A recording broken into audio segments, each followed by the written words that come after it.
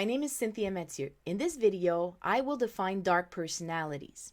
In a previous video, I talked about personality disorders, and I also explained that when we study dark personalities within the workplace, we actually study subclinical personality disorders, which means that these individuals don't necessarily score high enough to be clinically recognized as having the personality disorder, but they do exhibit a lot of the traits that clinical concepts of personality disorders define. And so the damages that they can do within organizations is very important. So usually when we talk about dark personalities, we talk about the Dark Triad introduced by Delroy Paulus. So he says that the Dark Triad includes three personalities. So narcissism, Machiavellianism, and psychopathy. I'll concentrate on the Dark Triad, but you should know that Dr. Paulus has also added a fourth personality disorder to his triad. So it is now called the Dark Tetrad. And the Dark Tetrad has the fourth personality, which is sadism. So people who have pleasure in seeing others suffering. Because this is relatively new, I will not address the Dark Tetrad in this video, and I'll concentrate on the three personalities forming the Dark Triad. So the first personality of the Dark Triad is narcissism. So what is narcissism? These individuals have a grandiose sense of their own self-importance, and they don't just try to tell themselves that they are better than others. They actually really believe that they are better than others. They have a general preoccupation with fantasies of unlimited success, power, beauty, or ideal love. They are very likely to take advantage of others, especially in the workplace, but also in their interpersonal relationships.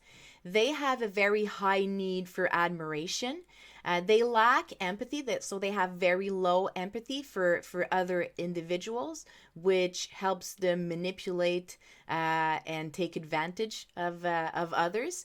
They have a very high sense of entitlement. So within the workplace, they think or they believe that they deserve promotions, that they deserve a raise in salary, that they deserve a lot of things without necessarily having done anything to merit these things.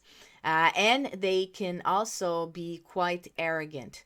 Narcissists are usually also very impulsive, and they can become quite aggressive when they are challenged. Machiavellians are individuals who are extremely manipulative, and they are less impulsive than the other two personalities composing the Dark Triad, which makes it easier for them to manipulate over longer periods of time. They are cold, extremely manipulative, as I was saying. They are insincere. They're very callous in the way they approach others in their interpersonal relationships. They do not show a lot of empathy, like narcissists, for other people. They are not very concerned with conventional morality. They are motivated by selfish goals, so sex, money, power, competition, social status. They believe that they should win at any cost. Actually, Machiavellianism was termed that way after the book by Niccolo Machiavelli, and this is where the saying "the end justifies the means" comes from, and that actually really defines pretty well what Machiavellianism is about. So as I was saying, they have low empathy for the people around them. So within the workplace, they are extremely, they're very good manipulators. And again, to get what they want, they can manipulate anyone within corporate systems. So now the third personality, which is the most dangerous of the three, psychopathy, which makes for about 1% of the population. So what do we mean when we talk about psychopathy? A lot of people imagine individuals or serial killers or individuals who are behind bars, but actually some of them can be a little more functional. So what I study is mostly the corporate psychopaths. And what do we refer to when we talk about psychopathy?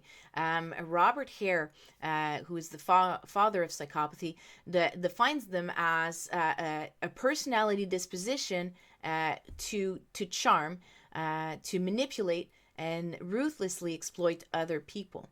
Psychopaths are lacking in conscience, in feeling for others. So it's a little different from the other two personalities. There are actually emotions that psychopaths are unable to feel.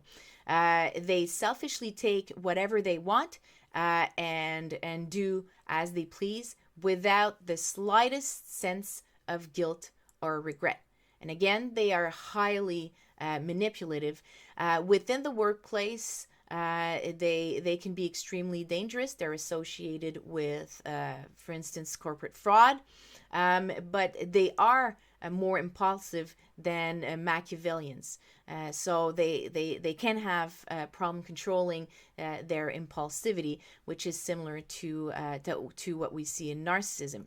So of course, in other videos, I will talk in more detail about how each of the three personalities operate within the workplace. But for this first video presenting them all, what I want to say is that although these three personalities share common traits, they are actually distinct from one another.